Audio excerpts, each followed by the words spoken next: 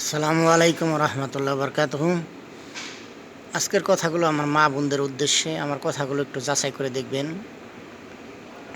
কারণ আমার মা বোনেরা যে স্বামীর সাথে অতি সামান্য খুঁটিনাটি বিষয় নিয়ে তর্ক বিতর্কে জড়িয়ে যায় এবং শ্রদ্ধায় সম্মান তাদের কাছে সম্মানের সাথে কথা বলে না, আচরণ খুবই রাব ইউজ করে তাদের সাথে। এর স্বামীর গুরুত্ব কতটুকু এটা তাদের অনেকেরই জানা নাই। কারণ স্বামী যদি দুনিয়ার বুকে সন্তুষ্ট হয়, এই অবস্থায় যদি একজন নারী মারা যায়, তাহলে ওই নারী জান্নাতি। তাহলে স্বামীর গুরুত্ব কতটুকু? তাহলেই আর শুধু ওই মেয়েটা যখন জান্নাতে যায় তখন সে একা যায় না, তার জন্মদাতা পিতা, তার সাথী, তার স্বামী, তার ছেলে, তার ভাই, তাহলে 4জন নিয়ে 5জন নিয়ে জান্নাতে যাবে। আর জান্নাতের ভ্যালু কি?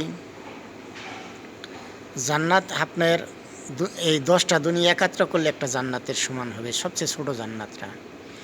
তাহলে 10টা দুনিয়ার ভ্যালুটা কি? আপনি যদি হিসাব করেন, আপনি সামান্য স্বামী কিছু লোকসান করেছে, টাকা পয়সা কোনো কিছুর লোকসানের কারণে আপনি কাজের লোকের সাথেও যে আচরণ, তার চেয়ে নিকৃষ্ট আচরণটা করার আগে একটু চিন্তা করেন। কারণ স্বামীকে কতটুকু ইজ্জত দিয়ে চলতে হয় এটা আপনার হিসাব করতে হবে। কারণ আপনার স্বামীর সন্তুষ্টির উপর আপনার জান্নাত, আপনার পিতার জান্নাত। আর আপনি দুনিয়াবি যে হিসাব করেন, আপনার দুনিয়ার সামান্য অতি সামান্য লাভ লোকসানের কারণে আপনি জান্নাত আর নিজের হাতছাড়া করার আগে চিন্তা করেন যে আপনি 1 লাখ টাকা ইনকাম করতে গিয়ে কত ত্যাগ শিকার, কত ত্যাগ পরিশ্রম, শারীরিক মানসিক শ্রম দেন যদি যারা চাকরি করে 1 লাখ টাকা ইনকামের জন্য। আর আপনার যদি ওই যে 10টা দুনিয়ার সমান যদি একটা জান্নাত পান, তাহলে আপনার কিন্তু প্রতি মাসে আপনি যদি যে স্বামীর ঘরে যে শ্রমটা দেন, কষ্ট স্বীকার করেন, অভাবের মাঝেও সন্তুষ্ট থাকেন, স্বামী যা নিয়ে আসে তাই নিয়ে সন্তুষ্ট থাকেন, স্বামীর উপার্জনের উপর আপনি অনেক নারী আছে যে উপার্জনে সন্তুষ্ট না হওয়ার কারণে হারাম উপার্জন করে।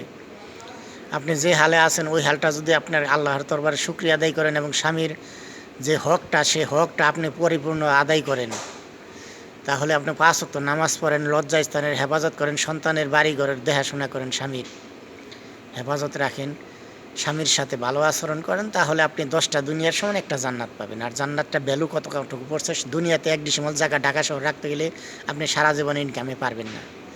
আর যদি সারা দুনিয়াটার 10টা দুনিয়ার সমান আপনার জান্নাত পান, তার জন্য আপনার ত্যাগ স্বীকার করবেন না, তাহলে আপনি তো জান্নাতের আশাবাদী না, আপনি জাহান্নামের আশাবাদী।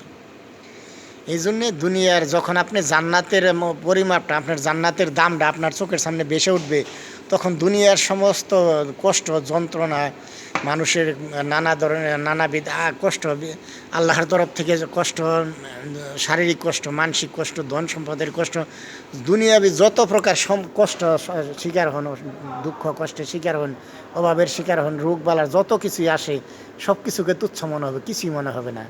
কারণ আপনার যখন টার্গেটটা থাকবে জান্নাত। কারণ যখন আপনি 10টা দুনিয়ার সমান একটা জান্নাত কিনবেন, তার বিনিময়ে আপনাকে কিছু দিতে হবে না। দুনিয়াতে আপনি 10 টাকার কিছু জিনিস কিনতে গেলে তার বিনিময়ে টাকা দেন না, টাকাটা ইনকাম করতে মেহনত করেন না। তাহলে দুনিয়ার সম্পদের হিসাব করেন, দুনিয়াটা ধন সম্পদের চিন্তা করেন, নিজের স্বার্থ সব কিছুই চিন্তা করেন। আসল মেন স্বার্থ যেটা, কারণ আপনি 2 মিনিটের গ্যারান্টি নেই আপনার, আপনার যেটার গ্যারান্টি মৃত্যু, ওটার গ্যারান্টি আছে। তাহলে আপনার যে প্রতিদিন আপনি মৃত্যুর দিকে এগিয়ে যাচ্ছেন, আপনি আগামীকাল বাঁচবেন কিনা গ্যারান্টি নাই। তাহলে সেখানে সফলতা খুঁজি আমরা। আমার মা বোনেরা সেখানে পরকালের কবরের জগতের সফলতা খুঁজে না, পরকালের সফলতা খুঁজে না, দুনিয়াবি লোভ লালসায় পড়ে আছে। কারণ ধন সম্পদ কামানোর কাজ হলো স্বামীর, আর নারীর হলো খরচ করা। কারণ আমাদের এই মাদ্রাসায় শিক্ষা দেব কীভাবে খরচ করতে হয় নারী। কারণ নারী খরচ করলে আল্লাহ 10 গুণ বাড়িয়ে দিবে, নারী কামাই করলে না, খরচ করলে। কারণ আমরা কামাই করাবো, কারণ কি কোন কোন ক্ষেত্রে আমরা ডাক্তার বানাবো, নার্স বানাবো।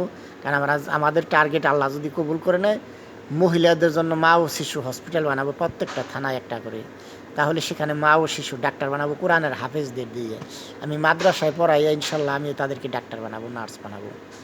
কারণ আমার মা বোনের ডেলিভারি মা বোনেরা করবে, কোনো পুরুষ নয়। এটা আমার টার্গেট।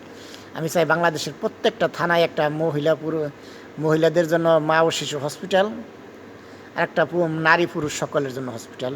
তারাও কোরআনের হাফেজ হবে, সবগুলোই কোরআনের হাফেজ এবং তফসিরকারী। কোরআনের হাফেজ দিয়ে বানাইতে চাই ডাক্তার। ওখানে পুরুষদের জন্য সেখানে নারী পুরুষ দুটোটাই চিকিৎসা হইতে পারবে, আর নারীদের যেখানে আলাদা হসপিটাল, এখানে শিশুরা আর মেয়ে সমস্ত বয়সের মেয়েরা, শিশু ছেলে যারা শিশু তারা চিকিৎসা করতে পারবে, কোনো পুরুষ নয়। এই যে আমার যে পরিকল্পনা, আমি কলকারখানা ফ্যাক্টরি বানাতে চাই, হিউম্যান ওয়েলফেয়ার ব্যাংক তৈরি করে, এটা মাহে আল খেদমাতুল খালকা মানব কল্যাণ ব্যাংক, এটা আমি চাই যে এই ব্যাংকের কোনো মুনাফা আমি গ্রহণ করব না। বাংলাদেশের প্রত্যেকটা নাগরিক প্রতিদিন 1 টাকা 2 টাকা করে জমা করেন, 18 কোটি জনগণ। এই টাকাটা দিয়ে কি আমি প্রত্যেকটা থানায় একটা করে হসপিটাল করা, 2টা করে হসপিটাল করা সম্ভব কিনা আপনি ভাবেন। যদি আমরা এই কাজটা করি, আমি প্রফেসর ডক্টর শামসুল হক আমার চাচা, তাকে আমি এই হসপিটালের এই দায়িত্ব দেব। আরেকজন আছে ডক্টর শরীফুল হক বেলাল, তার দায়িত্বে থাকবে বাংলাদেশের প্রত্যেকটা থানায় পশু চিকিৎসক, সে বানাবে পশু চিকিৎসক, আর ডক্টর শামসুল হক সে বানাবে মানুষের চিকিৎসা। এই 2টা ক্ষেত্রেই আমাদের 2টা টার্গেটই থাকবে, যে মানুষকে ধর্মীয় শিক্ষার সাথে সাথে যেন আমাদের মা বোনদেরকে এখানে শিক্ষা দেবো যে একজন পশু ডাক্তার বানাবো, যে আর সে আমাদের প্র্যাকটিক্যাল বাধ্যতামূলক থাকবে যে